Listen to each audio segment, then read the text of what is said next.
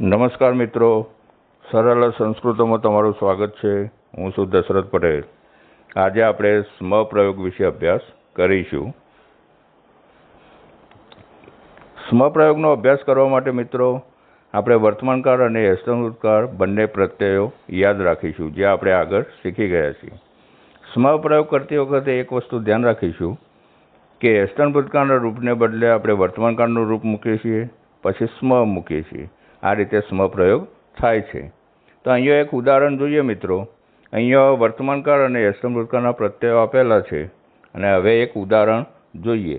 અહીં જે ઉદાહરણ પહેલું છે યલો કલરમાં, જે અવદત. હવે સ્મ પ્રયોગ કેવી રીતે જોઈશું જોઈએ કે અવદતની અંદર યસ્તભૂતકાળનો જે શરૂઆતમાં અ છે એ આપણે દૂર કરીશું અને પાછળ એનો પ્રત્યય જે ત રહેલો છે એ યસ્તભૂતકાળની અંદર અન્ય પુરુષ એક વચન ત છે, તો એને બદલે આપણે વર્તમાનકાળ અન્ય પુરુષ એક વચન તી મૂકીશું. એટલે વદતની જગ્યાએ વદતી અને પાછળ સ્મ મૂકીશું. એટલે આપણો પ્રયોગ થશે વદતી સ્મ. તો આ રીતે આપણું રૂપ તૈયાર થશે. એ રીતે મિત્રો હવે બીજું રૂપ જોઈએ કે અલભત. એની અંદર યસ્તભૂત આગળ રહેલો એ આપણે દૂર કરીશું. પછી ત જે છે એ આપણે પ્રત્યય ક્યાં આવેલો છે તો એ આત્મનેપદમાં છે મિત્રો, કારણ કે લભ ધાતુ આત્મનેપદનો છે. એટલે આત્મનેપદ અન્ય પુરુષ એક વચન જે ત છે એને બદલે આપણે વર્તમાનકાળ અન્ય પુરુષ એક વચન તે મૂકીશું. એટલે આપણું રૂપ થશે લભતે સ્મ. તો આ રીતે આપણે જો યસ્તભૂતકાળ પરસ્મય પદનો હોય તો વર્તમાનકાળ પરસ્મય પદનો પ્રત્યય મૂકીશું, આત્મનેપદનો હોય તો આત્મનેપદનો. આમ આપણે પરસ્મય પદ અને આત્મનેપદ બંને પ્રત્યયો યાદ રાખવા પડશે.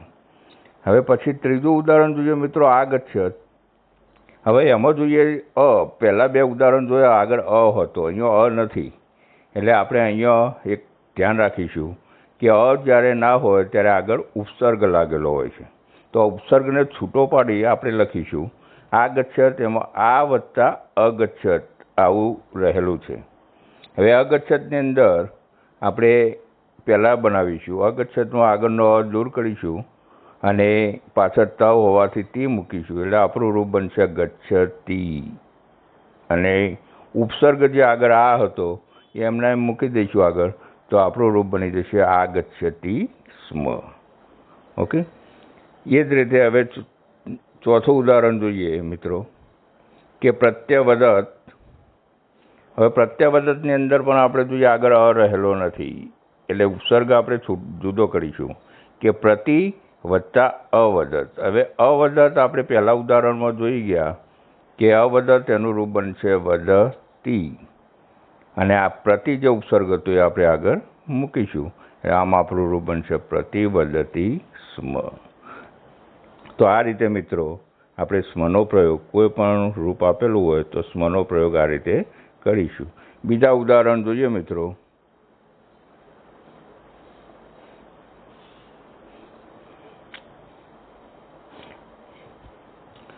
તો આપણે પહેલું જોઈ ગયા અવદત. તેમાં અ દૂર થશે, તેને બદલે આપણે તી મૂકીશું. એટલે આપણું રૂપ બનશે વદતી સ્મ. એ રીતે અલભત, એમાં અ નીકળી જશે, તને બદલે આપણે તે મૂકીશું આત્મનેપદનો હોવાથી. એટલે બનશે લભતે સ્મ. અવદતામ એ યસ્તભૂતકાળ અન્ય પુરુષ દ્વિવચન ત તામ અન, તામ પ્રત્યય લાગેલો છે. તો વર્તમાન કાળમાં અન્ય પુરુષ દ્વિવચન તી તહ અંતિ તહ છે, તો આપણે અ દૂર કરીશું અને તામની જગ્યાએ તહ મૂકીશું. આમ આપણું રૂપ બનશે વદતઃ સ્મ. એ રીતે અલભંત, અને આપણે દૂર કરીશું, અંત પ્રત્યય લાગેલો છે આત્મનેપદનો. તો ત્રીજો પુરુષ બહુવચન ત તામ ત અંત અન્ય પુરુષ બહુવચન છે, તો વર્તમાનકાળ અન્ય પુરુષ બહુવચન થશે તે રીતે અંતે, અંતે લાગશે. એટલે બનશે લભંતે સ્મ. એ રીતે પ્રાવદત છે મિત્રો, ત્યાં અ લાગેલો નથી આગળ, તો આપણે ઉપસર્ગ જુદો કરીશું, પ્ર વત્તા અવદત.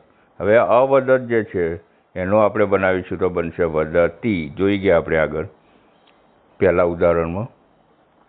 અને આગળ પ્ર ઉપસર્ગ એમને મૂકીશું તો બનશે પ્રવદતી સ્મ. એ રીતે ન્યપતત મિત્રો એને આગળ પણ અ નથી તો આપણે ઉપસર્ગ જુદો કહી કે ની વત્તા અપતત બનશે. હવે અપતત જે છે એનું બનશે પતતી અને ની ઉપસર્ગ મૂકીશું એટલે નિપતતી સ્મ. પછી અવદન મિત્રો છે તો અ દૂર થશે અને હેસ્તનપુરકાર અન્ય પુરુષ બહુવચન જે અન પ્રત્યય લાગ્યો છે તો વર્તમાનકાળ અન્ય પુરુષ બહુવચન અંતિ પ્રત્યય લાગશે એટલે બનશે વદંતી અને અહીં સ્મ. એ રીતે આશ્રિત જે રૂપ છે મિત્રો એ બીજા ગણનો ધાતુ છે એટલે એના રૂપો દ્વારા જુદી રીતે બને. પણ આપણે આશ્રિત અસ ધાતુને યાદ રાખીશું કે આશ્રિત એને બદલે વર્તમાનકાળનું રૂપ અસ્થિ તી પ્રત્યય લાગશે એટલે અસ્થિ સ્મ. અને એ રીતે અકરો તો દૂર થશે તાની જગ્યાએ તી થશે એટલે કરોતી સ્મ. આ બંને ધાતુઓ જે આપણે પહેલો ચોથો છઠ્ઠો અને 10મો ગણ ભણવાનો છે પણ આ બે ધાતુઓ બીજા ગણ અને 8મા ગણ એ પણ સાથે ભણવા જરૂરી છે એટલે આ બે રૂપો પણ આપણે યાદ રાખીશું. તો આ રીતે મિત્રો આપણે કોઈ પણ ધાતુનો સ્મનો ઉપયોગ આપણે કરતા આવડી જશે. અહીં આટલા સુધી મિત્રો. ધન્યવાદ.